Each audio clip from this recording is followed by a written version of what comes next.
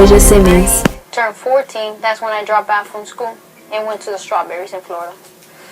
And then we came back to Ohio and started working on the pickles, harvesting. But it really hasn't been easy. When I was 11 years old. It feels like you don't got no choices. You don't feel the same as other kids. Child labor is work that harms children or keeps them from attending school. Around the world and in the United States, growing gaps between rich and poor in recent decades have forced millions of young children out of school and into work. It is estimated that 215 million children between the ages of 5 and 17 currently work under conditions that are considered illegal, hazardous, or extremely exploitative. Child labor violates a nation's minimum age laws, threatens children's physical, mental, and emotional well-being, involves intolerable abuse such as child slavery, child trafficking, debt bondage, forced labor, and illicit activities. Many girls starting at age 5 or 6 work in domestic service. This type of child labor is linked to child trafficking. An estimated 60% of child labor occurs in agriculture, fishing, hunting, and forestry. Children have been found harvesting fruits and vegetables in the United States. By 1810, about 2 million school-aged children were working 50 to 70-hour weeks. Most of them came from poor families. In the United States, it took many years to outlaw child labor. Connecticut passed a law in 1813 saying that working children must have some schooling. By 1899, a total of 28 states had passed laws regulating child labor. Global number of children in child labor has declined by 1/3 since 2000, from 246 million children to 168 million children. More than half of them, 85 million, are in hazardous work. Many efforts were made to pass a national child labor law. The U.S. Congress passed 2 laws in 1918 and 1922, but the Supreme Court declared both unconstitutional. In 1924, Congress proposed a constitutional amendment prohibiting child labor, but the states did not ratify it. Then in 1938, Congress passed the Fair Labor Standards Act. It fixed minimum ages of 16 for work during school hours, 14 for certain jobs after school, and 18 for dangerous work.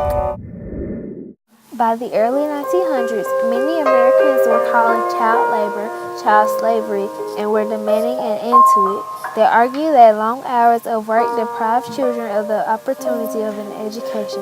In 1904, a group of progressive reformers founded the National Child Labor Committee, an organization whose goal was to abolish child labor. They hired teams of investigators to gather evidence of children working in harsh conditions. They then organized photographs and statistics. Louis Hine, a New York photographer, believed that a picture could tell a powerful story. Therefore, he quit his job and became an investigator photographer for the National Child Labor Committee. We go to the tobacco field, then we go to bed, and then follows the same. We wake up at 4 a.m. in the morning. Today, according to the International Labor Organization, more than half of all child laborers are in the most hazardous forms of work. Some 60% are in agriculture, domestic work, or street vending. At even greater risk are children in commercial sexual exploitation, slavery, and forced labor, including those forced to serve as child soldiers. In 2006, the goal to eliminate these worst forms of child labor seemed within reach. However, in the last 4 years, child labor numbers have decreased only by 7 million, a mere 3%. Right now, there's a bill pending in Congress called the CARE Act. It's a bill that would amend the Fair Labor Standards Act to apply the same rules to kids working in agriculture as kids working in any other sector. A lot of people walked beans or detasseled corn or did other kinds of farm work when they were teenagers. But the CARE bill is about protecting the most vulnerable kids. Not kids who are doing chores, but young kids who are working for such long hours and compromising their health and their education. Farm worker families are typically very, very poor. And kids told me that they worked in order to put food on the table or to fix the family's truck or to pay the phone bill. Kids are working because their families really need the money. When children work so many hours during school and over the summers, it really hurts their education. Kids who migrate leave school early and go back to school late, missing weeks or months of school every year. These kids are from Texas, where school started 3 days ago. Now, some of these kids will enroll in Michigan schools when those start up in a couple of weeks. Others will just wait till they get back down to Texas. Kids are also working because it's legal. U.S. law presents it as a legitimate choice for families to send their kids out to work, and employers are free to hire them. Do they pay each one?